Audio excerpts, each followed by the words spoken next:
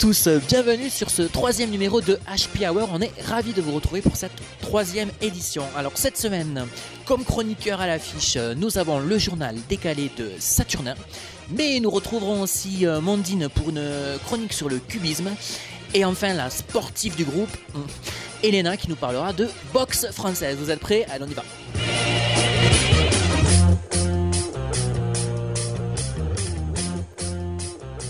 Bonjour à tous, on est ravis de vous retrouver sur le plateau de HP Hour.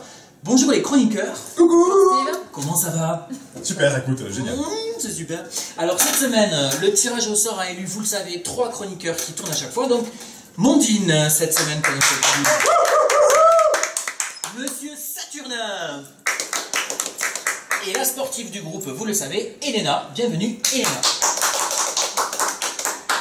Alors on est ravis de vous retrouver, je l'ai déjà dit, mais en même temps quand on aime, on ne compte pas. Merci les amis. Alors vous le savez, aujourd'hui on fait juste une petite parenthèse parce que c'est le 1er décembre, journée et la personne ne me suit, mondiale de lutte contre le sida. Donc n'hésitez pas à arborer le petit symbole que nous on a oublié parce qu'on est des brels. mais on soutient quand même cette lutte, vous le savez, il est temps que ça s'arrête. On va commencer justement par les nouvelles, par ta rubrique, dont tu vas nous rappeler le nom parce que j'ai un petit peu... C'est toute l'actu locale qui n'arrivera jamais. C'est parti, c'est la rubrique de Saturnin. Allez donc, après ce petit jingle, c'est la rubrique de Saturnin, ici présente donc toute l'actu locale qui n'arrivera jamais, celle que vous ne connaîtrez jamais, car elle n'existera jamais. Enfin, peut-être. Tu me coupes l'herbe sous les pieds. Merci Steve, bonjour à toutes, bonjour à tous. Voici les titres de votre actualité locale, nationale et internationale qui n'existent pas. On commence avec le référendum en Écosse. Vous le savez, au mois de septembre dernier, un référendum a été effectué pour voter pour ou contre son indépendance avec l'Angleterre. Le non étant passé, pour contrer cet échec, un nouveau référendum va avoir lieu afin de voter pour ou contre le rattachement du pays, l'Écosse, à la Bigorre. Les Écossais, très friands de foie gras et de madiran, sont prêts à adapter l'accent bigourdan à leur propre accent afin de se fondre dans la masse graisseuse du canard. Allez, Saturnin, un retour à présent sur le dossier de la rédaction. Oui, tout à fait, le dossier chaud de la rédaction, le dossier spécial Station Mir, comme nous l'évoquions il y a 15 jours. Nous en parlions donc il y a 15 jours, pour rappel. Les récentes révélations de la NASA nous apprennent que la célèbre station spatiale, censée avoir été détruite le 23 mars 2001, n'a pas réellement été détruite. Les images de destruction de la station qui nous étaient parvenues cette année-là étaient en réalité tirées du célèbre film catastrophe Armageddon. La rédaction de HP Hour s'est donc mobilisée pour en savoir plus. Et nous avons découvert en exclusivité pour vous une théorie qui pourrait bien être la cruelle mais vraie vérité. Notre équipe de reporters infiltrés est partie à la recherche de la vérité donc. Et voici ce qu'elle a découvert. Depuis 2001, la station Mir était, et est toujours, à la vue de tous, plus ou moins bien cachée, non loin du périphérique toulousain, dans une ville qui viendrait des étoiles, nommée plus communément Cité de l'espace. Si vous voulez en avoir le cœur net, vous pouvez vous-même aller la contempler, elle se situe à côté d'une fusée Ariane, prête au décollage sur sa rampe de lancement. Cependant, eh oui, nos reporters ont trouvé une autre théorie, plus perfide encore, et elle est sur le point d'éclater. Nous vous tiendrons bien entendu informés de l'évolution de la situation. On parle technologie à présent, Saturnin, avec la sortie annoncée du nouveau produit phare d'Apple, l'iPhone 7. Oui, tout à fait, on n'arrête pas le progrès, Steve. L'iPhone 6 à peine sorti, c'est au tour de l'iPhone 7 de pointer le bout de son nez. Il sera disponible dans votre Apple Store tarbé qui n'existe pas pour les fêtes de fin d'année. Et les Apple Addicts parlent d'une véritable révolution. En effet, en plus d'un flash automatique incorporé à l'appareil photo, votre smartphone sera livré avec une rallonge électrique de 20 mètres afin de pouvoir téléphoner sans craindre que votre batterie ne vous lâche au bout de 10 minutes de conversation. Il ne vous restera plus qu'à trouver une prise électrique disponible dans la rue. On n'avait pas vu ça depuis l'invention du téléphone fixe. Ils sont vraiment forts chez Apple, Steve. Tout à fait, on passe à présent à la rubrique préférée de mon amie Elena, la page sport. Oui, tout à fait. Plus particulièrement page spéciale rugby, amis du Sud-Ouest, où un drame a été évité de justesse lors de la dernière rencontre du Tarbes Pyrénées Rugby, le TPR, face à la section paloise. En effet, plusieurs rugbymen lancés à vive allure ont, semble-t-il, dérangé un groupe de supporters venus pour se faire remarquer par les caméras de François Sud qui diffusaient la rencontre. Je vous explique. Le groupe de supporters, qui avait fait le déplacement depuis la petite bourgade de Ginsac pour venir saluer les caméras de France Télévisions, nous ont raconté sa mésaventure. Tous affirment être choqués du comportement des joueurs, qui couraient apparemment sur le terrain de rugby. L'un des supporters, que nous appellerons Michel pour préserver son anonymat, nous raconte, je cite, « J'ai manqué d'être plaqué par un joueur alors que je tentais de courir au milieu de la pelouse durant le match, avec mon slip sur la tête. D'autres n'ont pas caché leur colère. On a attendu plus de 2 heures, au froid dans les gradins, que France 3 prenne l'antenne, et tout est gâché par une bande d'inconscients. Le staff du TPR parle, quant à lui, d'un regrettable accident. Je cite, « À l'avenir, nous fermerons les vestiaires à clé afin que les joueurs n'en sortent pas et que les supporters puissent s'exprimer librement devant les caméras », nous a expliqué Christian Paul, président du club tarbais. À présent, il est à espérer, mon cher Steve, que cette histoire fera bouger les consciences et qu'elle servira de leçon pour tous les clubs sportifs. Très bien, on termine cette édition avec Le Monde en 3 images. C'était Le Monde en 3 images. Merci Saturnin. Merci Steve. Les filles, un petit retour. Oh voilà, magnifique, mais quel succès. C'est énorme. Voilà. Je suis perdu dans mon conducteur.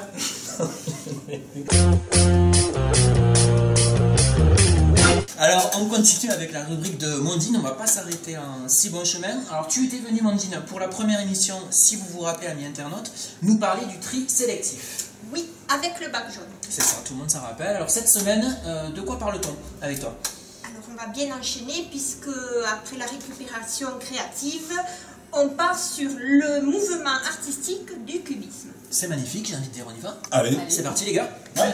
Allez, Steve. Ah, bah oui. Je vous en prie. J'ai déjà fait, voilà. Merci, puisque les grands sont trop grands. Ok, d'accord. Tant pis. Je vais vous faire un entrée naturel. Alors, on t'écoute, Mondine. Qu'est-ce que c'est que ça? Alors, nous avons fait une petite halte créative dans le bac jaune. Je rappelle celui qui recycle. Il me paraissait donc essentiel de parler d'un grand maître. Que dis-je? D'un grand maître. Vous avez tous deviné. Ah. Pablo Picasso. Mais oui. Mais oui, Pablo Picasso. Voulant casser son image de peintre séducteur, avec son pote Georges Braque, ils inventent le mouvement du cubisme. Par la fragmentation des formes et des lignes. C'est énorme. Merci beaucoup. C'est une bouteille. Je suis très ému. Les volumes éclatent, rentrent en vibration. Il n'y a plus de fond ni de forme, c'est un véritable fond de poubelle. Face à cette perte de réel, à ce chaos, il décide d'introduire du papier peint. Du papier journal,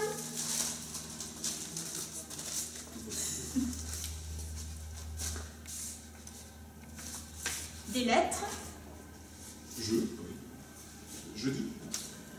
je Ah, d'accord, crois, Moi, je Picasso. parle. Eh bien oui, oui, logique. Toi, tu. Oui. Trop loin. Ça, Voilà. Pour rentrer dans le cadre. c'est ça, non, non, mais reste, ça fait un peu les daltons. D'accord, ok. Donc, on était sur le mois. Donc les matériaux vulgaires Oh, écoute, je ne te permets pas, quand même. rentrent dans un espace noble. Nous sommes en 1912, grâce à sa nature morte à la chaise canée. Elle est canée, la chaise. Elle est complètement canée. C'est pour faire caca? Mais c'est un peu ça. D'accord. Pablo Picasso marque une étape décisive dans l'histoire de l'art moderne. Mais c'est quoi cette étape?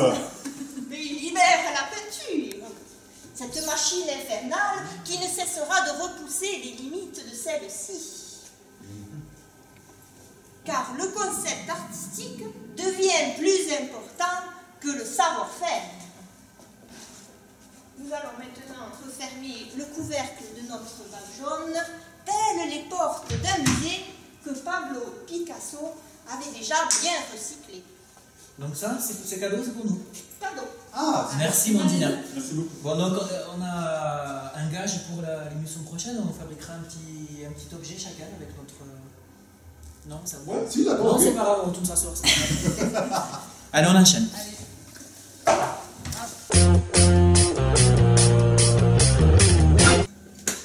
Ok, donc on est content d'en avoir appris plus sur Pablo, j'ai envie de dire. Ah oui, oui. Et notre ami désormais. Allez, on enchaîne sur... On passe au sport, après la culture, le sport. Comme quoi, cette émission est extrêmement complète. Alors Elena, de quoi vas-tu nous parler cette semaine? Donc aujourd'hui, je vais vous présenter la savate boxe française, qui est un sport de combat. D'accord, et pourquoi ce choix et en fait à qui est dédié? Voilà, alors pourquoi choisir la savate boxe française aujourd'hui? Donc si vous avez envie de pratiquer un sport de combat par plaisir ou en compétition, la savate boxe française s'adapte à tout le monde. D'accord, même à moi, c'est-à-dire? Alors les hommes, Même à Mondine. les femmes, les enfants, Et les Saturnin. adolescents, voilà. Le vilain petit canard. Les enfants, les adolescents, tout le monde y passe. Donc c'est un sport qui va vous permettre de maintenir une forme physique et également de prendre du plaisir. Voilà, c'est quand même ce qu'on cherche quand on fait du sport en priorité. Ah oui. Donc un petit mot sur l'histoire de la savate boxe française. Donc elle voit le jour au XVIIIe siècle. C'est un sport de combat de rue à la base, qui, à force d'années, évolue sur une discipline très technique, avec ses règles particulières. Donc c'est une boxe pied-point, où les coups sont portés uniquement en fait, avec la chaussure. C'est vraiment la particularité. Ah oui, d'où le nom en fait, j'allais te de la demander savate pourquoi ça... boxe française. Ok. Exactement. Ok. Voilà. On appelle les combattants en savate boxe française les tireurs et les tireuses. C'est un petit peu particulier. C'est ça, enfin, on ne fera aucun commentaire. Voilà. Aucun. Donc, Du tout. tous les coups doivent être portés avec la chaussure, comme je le disais précédemment, et ils doivent être également pivotés et armés. Donc, ce que nous verrons un petit peu plus tard en démonstration avec Saturnin. Le cobaye. Voilà. Et Voilà. donc, on peut frapper sur toutes les parties du corps. Sur toutes les parties du corps. Toutes les parties du corps, donc Ah. en pied, également dans le dos. Tu vois, je t'avais dit, on a bien fait de chez Également dans le dos, simplement, les poings sont interdits, les poings derrière la nuque en fait. D'accord. Voilà, sinon on peut vraiment frapper partout, évidemment, on évite les points sensibles, hein, le pubis et les poitrines, hein, voilà. Ouais, mais on a le droit de taper dans le pubis, on a quand même le droit. Bon, on verra ça. Ah, c'est interdit. C'est interdit. On verra Voilà, ça ça tout à c'est l'heure, on des verra points ça. interdits. Voilà. Ça va mieux. Donc, dans la savate boxe française, il y a 4 catégories. On peut faire du combat, de l'assaut, de la canne de savate et également de la savate forme. Voilà, donc je vais vous donner un petit peu quelques mots sur chacune d'elles. D'accord. Donc, le combat, donc il faut un minimum de grade du gant jaune. Donc le gant jaune, voilà, un grade de savate boxe française pour participer en compétition. Donc les coups sont portés et ça peut aller jusqu'au KO. D'accord. On cherche vraiment à aller jusqu'au KO. Ah, j'ai hâte de voir cette démonstration. Merci beaucoup, c'était le plaisir. Ciao. On va ici. Donc, Ok, donc après la deuxième. Voilà, après il y a l'assaut. Donc l'assaut, les coups ne sont pas portés. La puissance est interdite. C'est de la touche uniquement. Par contre, la vitesse et la précision sont de rigueur. Voilà, la canne de savate, donc c'est une pratique qui est beaucoup moins connue. Donc c'est la savate boxe française avec une canne. D'accord. Voilà. C'est pour les personnes de certain âge? connues. Non, c'est... Non, puisque comme je disais, c'est Faut être un rapide. sport de rue à la base. Donc quand, quand le port de l'épée a été interdit, D'accord. en C'est fait, ça. ils se sont servis des parapluies, des cannes, etc. Voilà. Ok. Voilà. Donc également donc la savate Savate forme. forme. La savate forme qui a beaucoup de succès Si, depuis pour bien connu. peu de temps là, Si. puisque c'est une boxe dans le vide, sans opposition. Et en musique. Et donc sous forme de chorégraphie en musique, donc elle est vraiment très appréciée par les femmes. Voilà. Mais c'est pas la capoeira, un peu, c'est pas pareil? Ah non, Non. La capoeira c'est plus... La capoeira, c'est un autre art. D'accord. C'est un autre D'ailleurs, art. je crois qu'on en parlera dans une On en future émission. parlera dans une émission. Bon, Quelle peut-être- confusion. peut-être que c'est ça, mais écoute, c'est un métier. Qu'est-ce que Alors professionnel. peut-être le mieux justement, c'est qu'on aille voir. Nous on a hâte de voir Voilà. Saturnin. Ah ouais, non. Exactement, une Bah, petite alors, on y démo. va en dessous. Sans avoir peur là. Allez-y les amis, les équipés, on va Oui. découvrir ça, tout comme ça. J'y vais pas trop vite. Non, mais quand même, voilà. Alors, boxe Alors. française. Donc, je vais vous présenter déjà le matériel indispensable pour pratiquer ce sport de combat. Donc il y a les gants.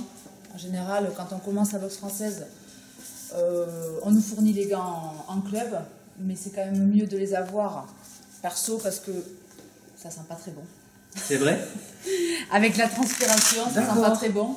Et voilà, Ah ouais. ils ont servi il y a peu de temps. C'est ça. Et donc c'est quand même plus hygiénique d'avoir ses propres gants. Il y a également donc indispensable le protège-dents. Voilà, parce que bon...